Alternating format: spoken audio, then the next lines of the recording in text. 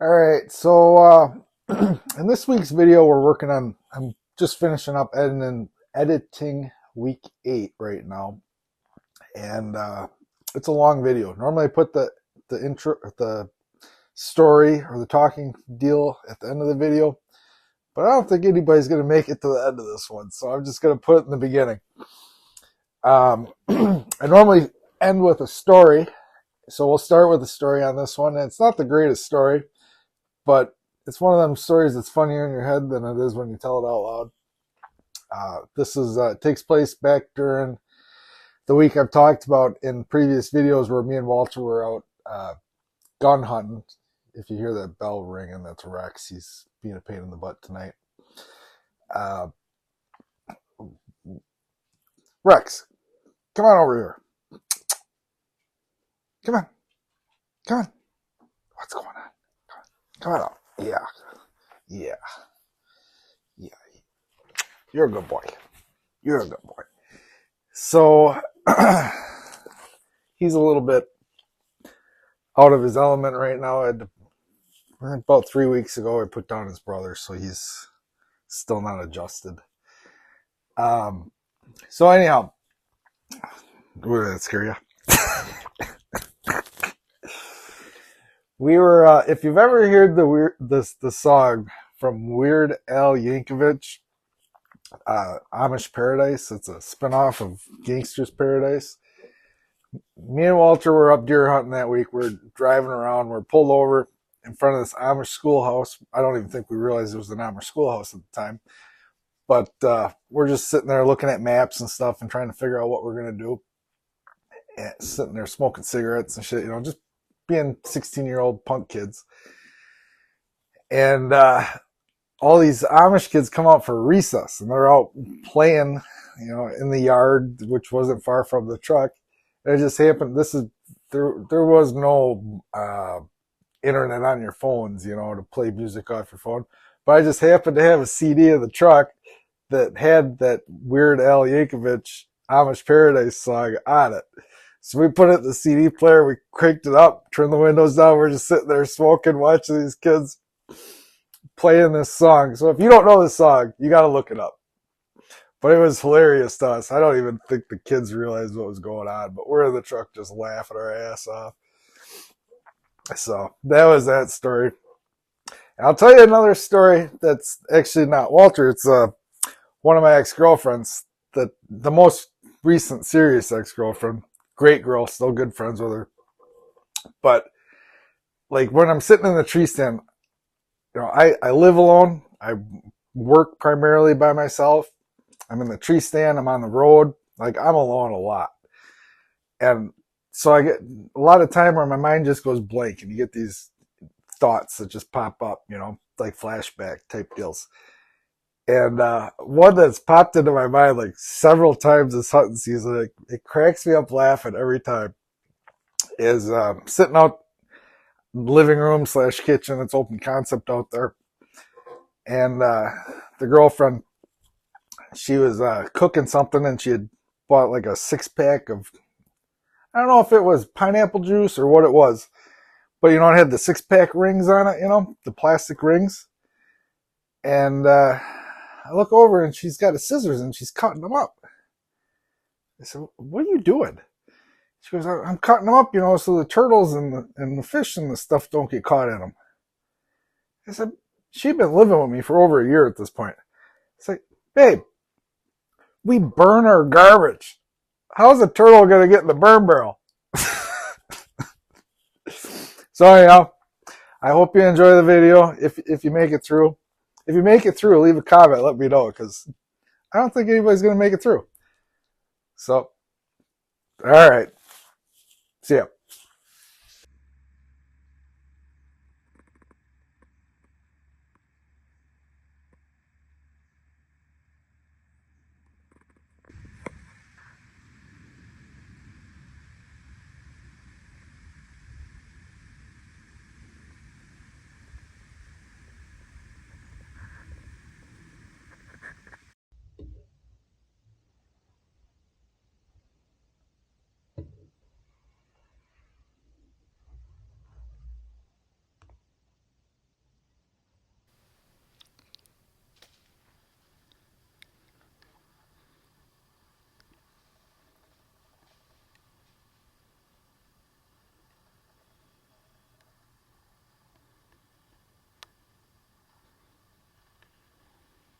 So as you can see here, it's pretty light, and it is intentional. I'm heading to a spot right now that a buddy of mine, that the guy that I drew the dick on his truck, he sent me some pins earlier in the week, and he said I needed to check this spot out because he filled his buck take last week, and then he was hunting for a doe, and he had a nice buck come out in this spot, and he backtracked it to where it crossed the creek and found its bed.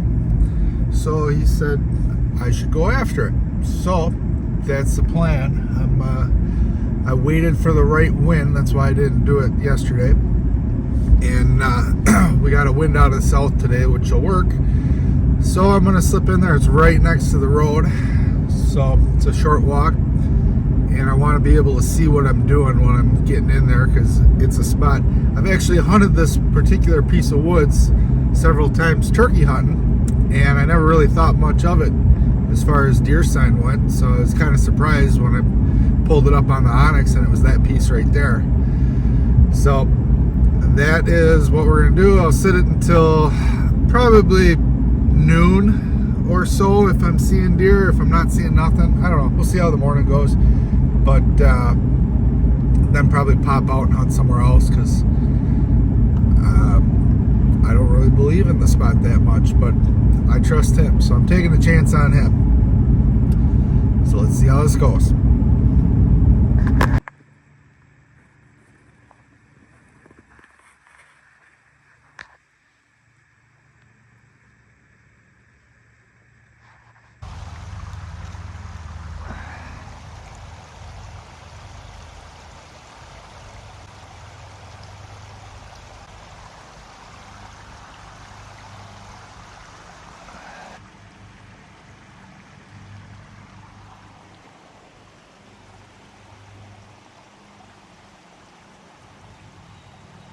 So on this morning, I hunted based off the Onyx points that my buddy sent me.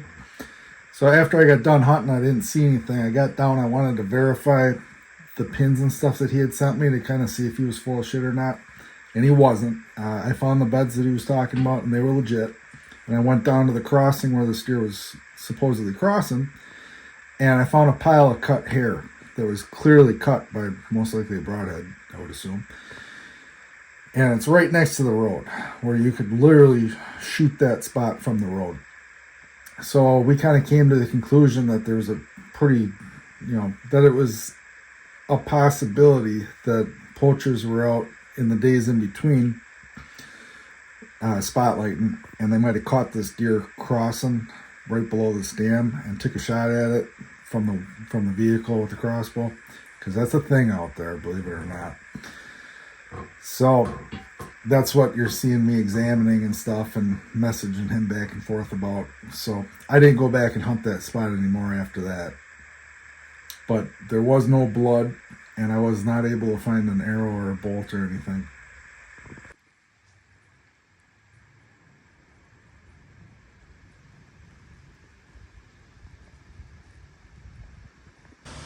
You might recognize this spot if you watched week 1. This is the tree that I had that opportunity on that buck first week. So I brought an extra stick so I can get higher. So even if something like that were to happen again, I should be out of eyesight a little easier. And I'm also set up to stand differently so that I have a shooting opportunity at the direction that he came from last time, without having the tree or the camera arm in the way. So, here we go.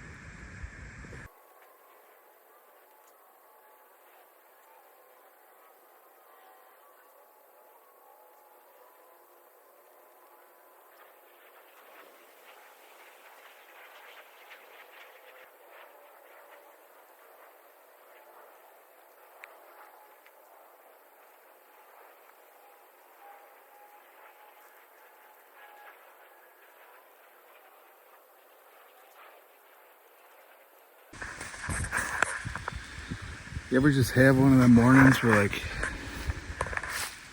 just not good? Just like everything is fucked. So I was going to come back to an area here that I haven't been to in a couple of years, and I've never hunted it. I've only scouted it. And when I got back to the creek was dammed up.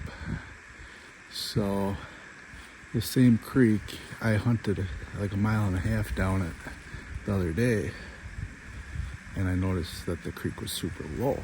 So that means the dam is somewhere between here and there. And since I can't get back to where I wanted to go, because I don't remember if it's that good a spot, and I don't want to walk through waist-high water to a spot that I don't even remember if it's that good. I marked it on my Onyx as decent spot, so I don't remember what decent meant. So, and it is unseasonably warm this morning. So I originally was going to go to a stand by one of my cameras and changed my mind. I do that a lot. I have an idea and then I change it. So I'm scouting. I'm doing everything backwards today. So I'm overdressed in the walk-in. Had to strip down to my underwear because I was sweating so bad.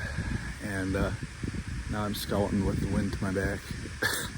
But what I'm looking for is I'm going to find this dam, and then I'm either going to set up on this side of it or on the other side of it, hoping to catch deer crossing right below the dam because of a situation that I ran into earlier in the week with that spot that my buddy put me on. It kind of gave me an idea for this morning's hunt. So that's what I'm working on here, looking for this dam and watching for deer sign. There's a pretty big buck in here that I've been after. The one that I sat in the wrong spot a couple weeks ago, and I had him on camera in the spot that I was originally going to hunt. So he got away from me once. Let's not make it twice.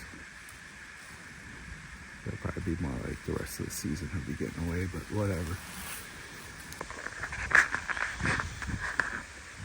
Well, my buddy Ricky just sent me a picture of a bloody arrow shaft, so hopefully he's got one this time. Yeah. Anyhow, so I must have walked past the dam because it's all tall grass in here. But, at a crossing, it's real shallow, and it's been getting used. There's trails all through here. So I'm gonna set up in one of these trees right here, which is downwind, so I can shoot where I'm standing right now. And I'm just gonna sit here for a few hours and then make my way down to that other trail camera. This is a pretty cool spot though. It's been getting used a lot lately, so it doesn't bother me that I'm getting in here real late because this could be getting used all day. Let's kill a deer. It's my turn.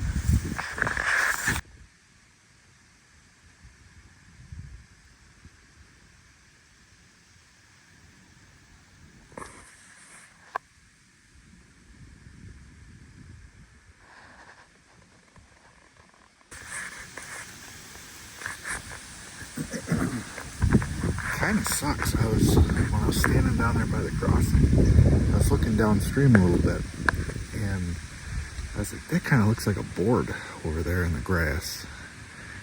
But I didn't want to walk around down there too much. I was like, it can't be, because we're back in the middle of nowhere right now. So it's like, there ain't guys coming way out here and putting boards across that thing. So I get up in the stand, and I'm overlooking it.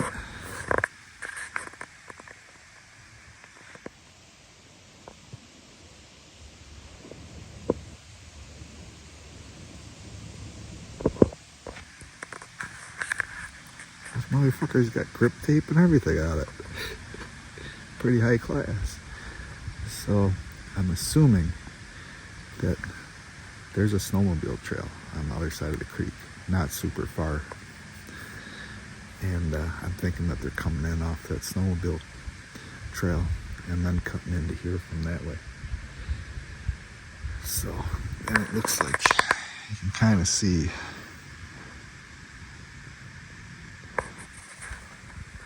it looks like it has been getting used a little bit this year. So that's kind of lame. But so way down here,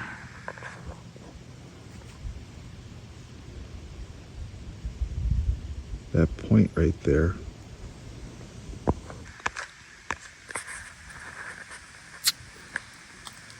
I got a camera, and when I hunt that spot, I access it from another way, and it's still over a mile deep. So that camera the batteries died, so I'm gonna pull them after I'm done sitting here for a couple hours. Just needed a little bit of practice putting the stand up, I suppose.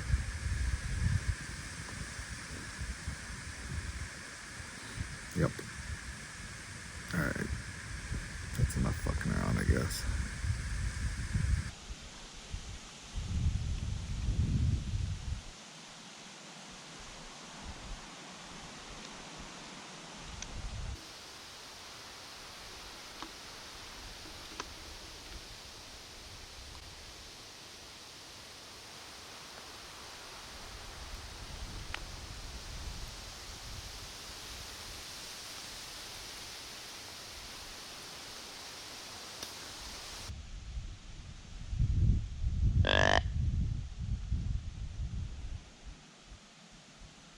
Alright, so right after I got done getting set up, I saw a buck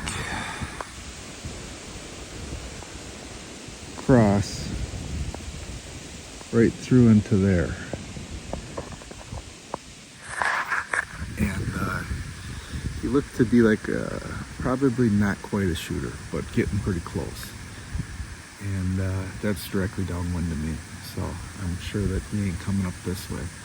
And then shortly after that, I had another buck that I did film. I got him on camera, and he came right up through there and came into the woods right about there and worked this way. So I've been sitting in the stand about an hour. It's almost 10 o'clock in the morning, and I'm gonna pack her up. I've never been to this section here. I'm about 2 miles from the truck right now, and I've got about another 3/4 of a mile to go to get to that camera. Maybe a half a mile. But I got a good section of woods here that I've never been in, and I want to scout it. So I'm kind of excited and antsy about that, and being that the bucks are moving and the wind is whipping. I don't really have to worry about disturbing the woods too much because they ain't gonna hear me. It's not like I'm gonna be blowing them out of places. So I'm gonna pack up right now, do some more scouting, and then grab that camera unless I find a really good spot in the meantime. But I don't know, we're just kind of winging it here. It's been an exciting morning so far, considering I went out with pretty low hopes and just walking around, and I already saw 2 pretty decent bucks, and they're on their feet late into the daylight, so it's exciting. It's real exciting. My buddy Ricky shot a pretty nice buck he sent me a picture of. I'll include that in the video. So yeah.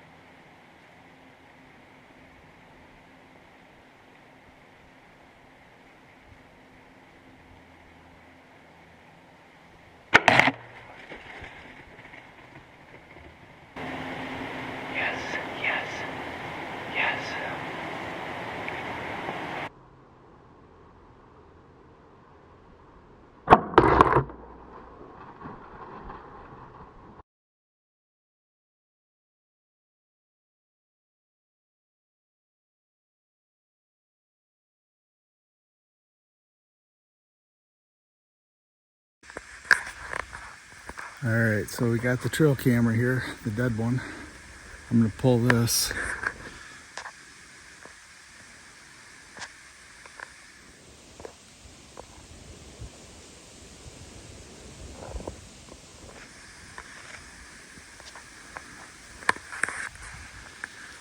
And then I think I'm gonna kill a buck. I think that's what I'll do the rest of the day. Kill a buck. A big one. Real big public land, giant.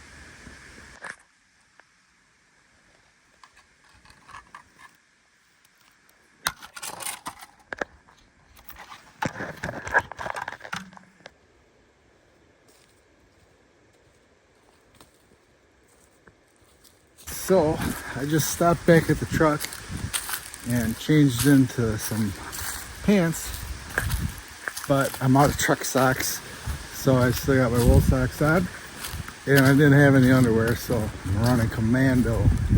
But I'm running out to, in the same piece, I got a camera that has been soaking for a year, so I'm gonna pull that camera and check the card on it and take that one back to the truck here, and then we're gonna go hunt a different spot this afternoon here.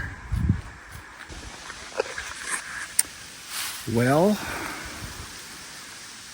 I am not gonna have to worry about this camera thanks to another asshole.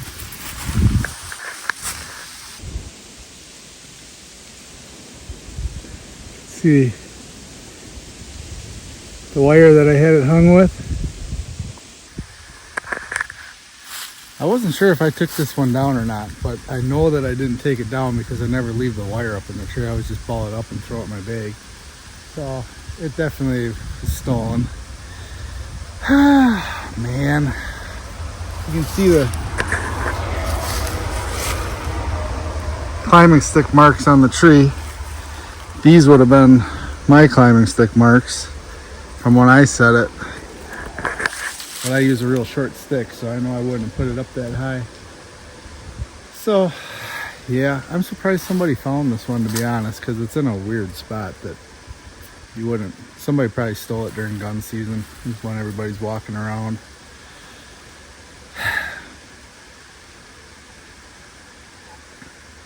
People suck, I'll tell you that. I run into fucking trail cameras and tree stands and shit almost every time I hunt. And I don't fuck with nobody else's shit. So it just annoys me that fucking losers that can't do the work themselves steal other people's shit, you know? It's not even the money side of it, you know? That is whatever, you know? It's a fucking gamble when you put them out. But when you lose a fucking year's worth of information, that kind of pisses me off. You know, just fucking shitty people. So that's the second camera that's been stolen this year now.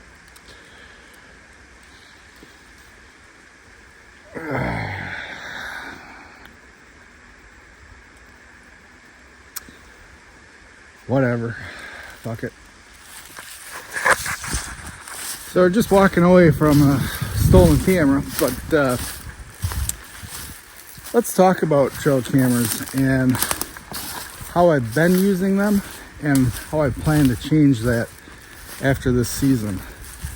So what I have done in the past is all off season when I'm scouting, I always have one or two trail cameras in my bag.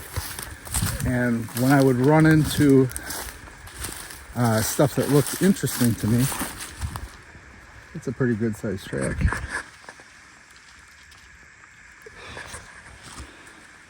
And then a bunch of fawn tracks. I would drop cameras off. So I got a whole bunch of cheap cameras that I really don't care about that much if they get stolen, but it's just annoying when they do. But I would drop these cameras off all over in the woods, scattered all throughout thousands of acres, all over the state. And I'd just mark it on my Onyx, and then I'd take a picture of it in the tree so that when I get back into that area, I could identify what tree it was in, so I'm not like looking in the wrong spot in case it is missing. But it's a real pain in the ass when you got cameras that are everywhere. You know, when you got cameras that are a mile deep, and it's like, well, I know that camera's got to be dead on batteries by now, or the card's full, or whatever. And then you got to find a way to, you know, a reason to get out that way and change it. So after this year, what I intend to do, once I start pulling all these cameras in, which will be while I'm scouting again in the off season, I'll start collecting. I'm going to locate all of my cameras, you know, within an eighth of a mile or so from the road. So that way, you know, every deer crosses the road at some point. And the reason that I run cameras, for the most part, is because I'm interested in knowing what the inventory of deer is. My scouting during the season tells me where those deer are going to be. So I don't really need to have those cameras like way deep on a bedding area or something like that. If I know the area, I should be able to figure out where a big buck is hanging out. I don't need to put the camera in his bedroom. So that's something that I'm going to be changing here. And it'll just make life a lot easier as far as collecting cameras and stuff like that, and still getting a good inventory.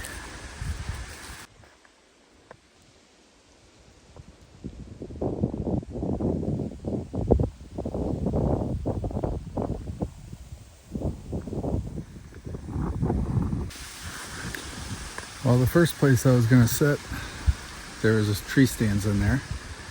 And then I scoped out this tree here, but it's pretty clear that somebody has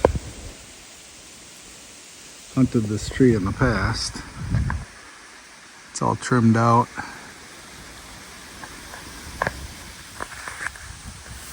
The wind isn't the greatest for it, or else I'd probably still sit it anyhow.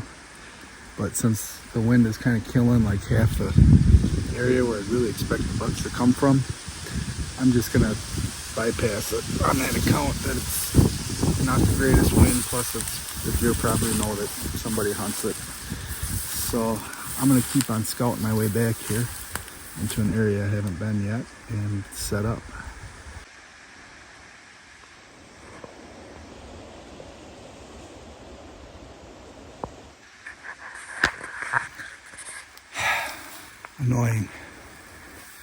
Annoying, real annoying.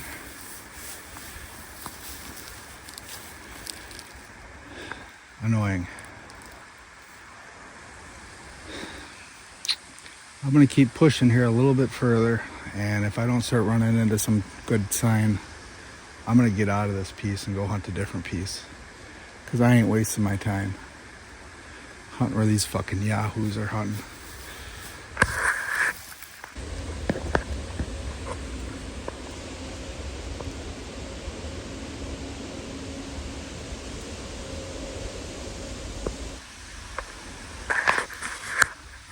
Now that one's on private property. I'm all the way back to the far edge of this place, trying to get away from everybody, but I've run myself right into the edge of these guys now, and they're hunting back here too. So I'm getting the fuck out of here. This is ridiculous. There's too much going on back here for my taste. There's lots of deer tracks, but there's no real buck sign back here. I do have a camera that way, quite a ways, that I put out last week or the week before when I was scouting through, and I did get a picture of one nice buck out there this week in the middle of the night, but he's a good buck. I would definitely shoot him, but I don't think he's going to be running around any of these areas that I've walked, so I'm going to scoot. I'm probably about, definitely more than a half, probably about 3/4 of a mile back right now.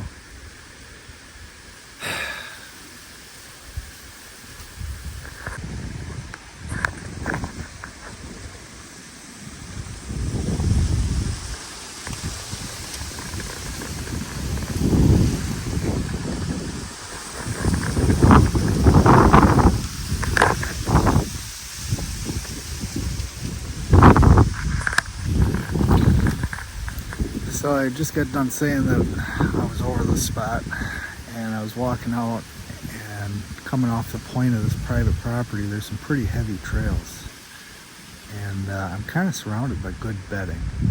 There was a little scrape that was dried up, but I thought, well, what the hell? I've been surprised before. I'm already here. It's after 2 o'clock. I might as well just sit it and see what I see. So I set up in this little tree here on this point, and I'm pretty low, but I don't know. It's possible. There are 2 pretty heavy trails coming right off this point here, and this is all good bedding all the way through there. And I walked behind me. I got a strong wind blowing this way, so I'm looking pretty good as far as the areas that I walked through and what I disturbed and stuff. So probably ain't gonna see nothing, but you never know. Like I said, there is a big one in the area, so somebody has sat in this tree once before, but it was a long, long time ago. It's like where they cut the branches is all grown over, like big bulbed over where it was cut. So this tree ain't a virgin, but virgins ain't no fun anyhow.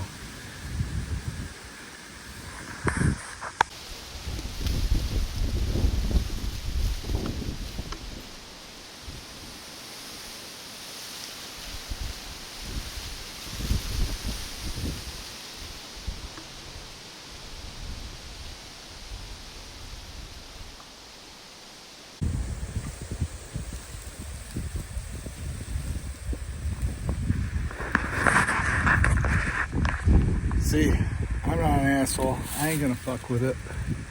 Seems like a weird spot though. Put one. It's got like no field of view. Well, good luck, dude. Well, I waited till early light to go in because I had a really long walk and I wanted to scout some of the areas on the way in, and I wanted a little bit of daylight to do it. And being that it's Tuesday, I didn't really think that would be an issue, that there wouldn't be any guys in the woods. But as I was leaving the truck, I was like, man, it looks like there's some tire tracks here. I wonder if somebody was back in here last night, because I didn't hunt this piece last night. And I get all the way back to where I need to turn off, and there's a vehicle parked back there. So it must be a handicapped person that's got permission to be back there, or just another asshole. So I didn't want to be that guy that went walking through somebody's setup, you know, in like the prime time of the morning. So I boogied on back to the truck, and now I'm driving around this piece to the other side, and I'm going to access to where I was going to go from that side, because I'm not going to, you know, run into anybody over there, hopefully. We'll find out here shortly if there's anybody parked over there. Yep. I guess I should have just come in real early. That probably would have been the smart move at this point. But who would have thunk it? Tuesday morning somebody would be out there.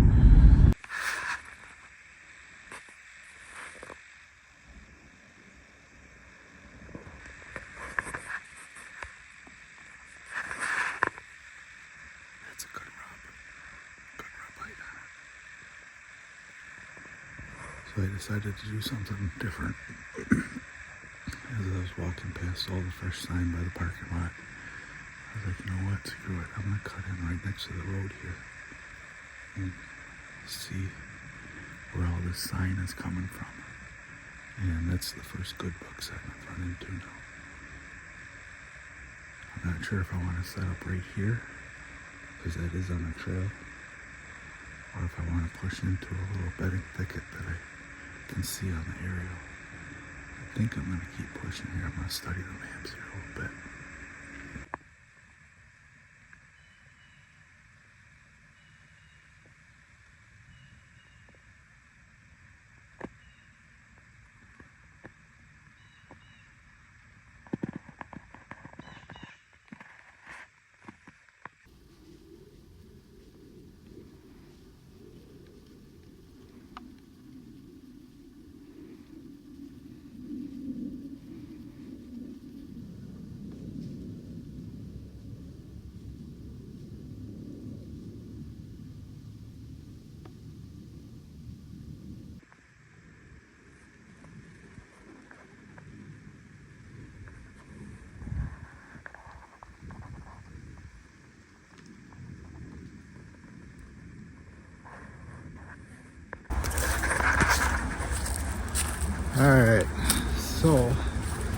I am hiking back into a piece that I have not hunted yet this year.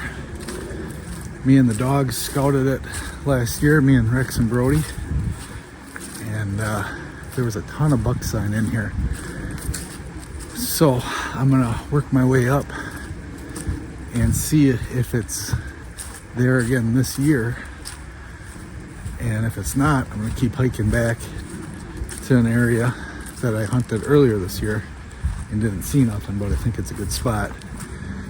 But otherwise, I'm gonna be sitting up here pretty close to where I'm at right now. It's time to cut up right now.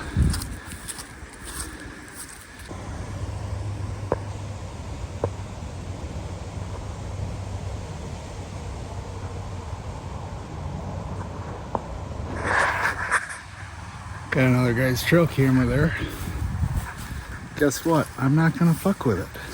It's just the way a normal human being should behave.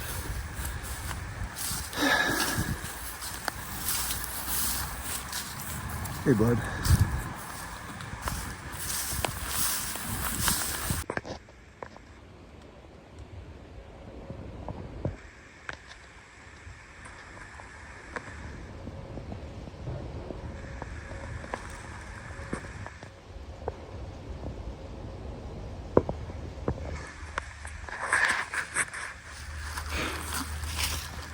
Guess what?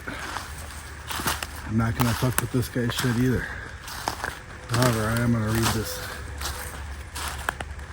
note that he's got on the stand.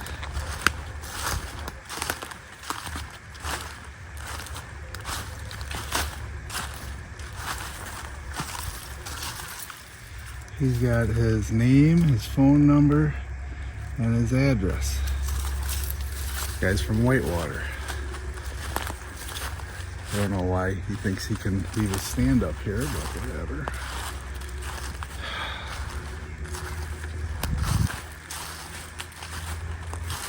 People. Oh, that's like that song. Signs, signs everywhere, signs. Tree stands and trail cams everywhere I go.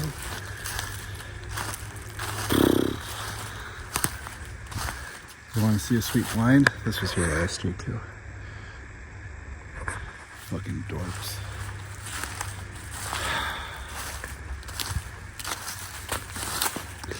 Where to go? Where to go next?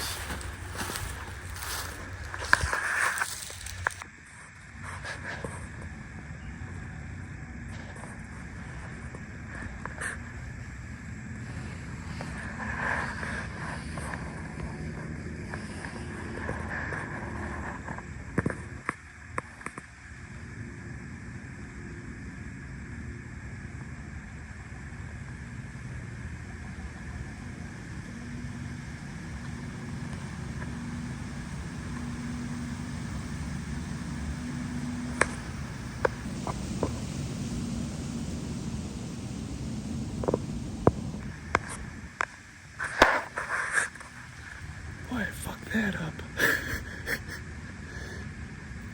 Wow. So I slipped in here on the end of a bedding point. I just got done getting set up and I was spinning around filming the overview of the area that I'm hunting, like what I do at every sit, so you guys kind of got a ballpark idea of what I'm doing. And I'm literally spinning around. Oh, there it is still. It's still coming back down. There's I was spinning around in the tree stand and I spin around. And at like 45, 50 yards, there's a yearling doe standing there looking at me. She flagged and started to run off. I wonder if that's a second deer, because I thought she went further than that. She's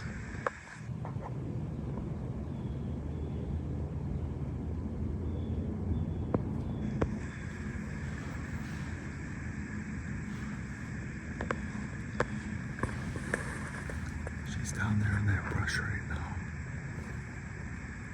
So I suspected that this might kind of be a funnel.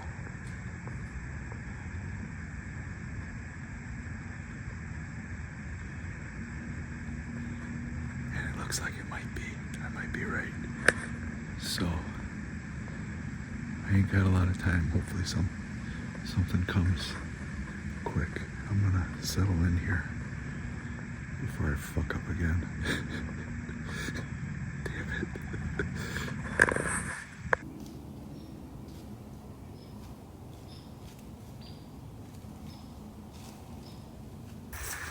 Well, I'll tell you what, I reconfigured my filming setup last night. It was raining pretty hard, so I wasn't going to go out and film. So I was looking for a reason to have some beers at home. So I worked on my camera arm. That's a prototype that I've been using this year, and I changed some things about it that I wasn't really liking the way that they were working out. And so today was the first hunt where I got to use it, and I'll tell you what, it worked out great. I ordered one of the Lone Wolf custom gear pocket arms because I was kind of just getting a little frustrated with mine, and now I'm pretty skeptical that I'm gonna like that arm more than the way that I got mine dialed in now. So there might be a pocket arm for sale. But yeah, the other thing I did is I switched my main camera. I was using a camcorder, Sony NX80 all season. It's a great camera, but it struggles a little bit in the last 15 minutes of light. So I was listening to a YouTube video from that Josh from Before the Echo, and he was talking about how camcorders don't do as well in low light as like a DSLR. And I have a DSLR. My first camera that I bought was a DSLR. So I never really thought about the difference between the two. I thought the sensor was in that NX80 was pretty equivalent. So I did some low light tests last night. The DSLR, it's a Sony A6300 is what I'm running tonight, and it way outperformed the camcorder, the NX80. So I decided to switch that out, and I changed fluid heads to a smaller fluid head because this camera's lighter, so I don't need a heavier fluid head. And man, this setup is kick-ass. I'm really glad I did it. I wish I'd done it sooner, but yeah, it's slicker than shit. It really is. So I'll be finishing off the season with this setup here, which I'm pretty excited about. The low light was amazing. So at 20 yards, like, you know, when it's getting kind of hard to see, like 20 yards, I turn on the camera, and with running at 16 millimeter, so not zoomed in at all, I'm running a 16 by 50 lens, and it showed I could see 20 yards through the camera better than I could see it with my own eyes. And then as it got darker, where like 10 yards was kind of getting hard to see, I was sitting extra late tonight because I was wanting to test the low light capabilities of the camera. So like when 10 yards was getting hard to see, I turned on the camera again and was scoping it out, and then I did some filming around, so maybe I'll insert that in the video. And at that point, that was the point at which my eyes were starting to work a little bit better than the camera. I could see 10 yards a little bit better than the camera, but not much. The camera did really good. I couldn't believe it. I'm kind of really surprised at myself that as long as I've had that camera, that I never noticed the difference between the two. So kind of dumb on my part. But yep, so the setup is switched over to that. My camera arm is all rocking and rolling. I just gotta do my part and kill a deer.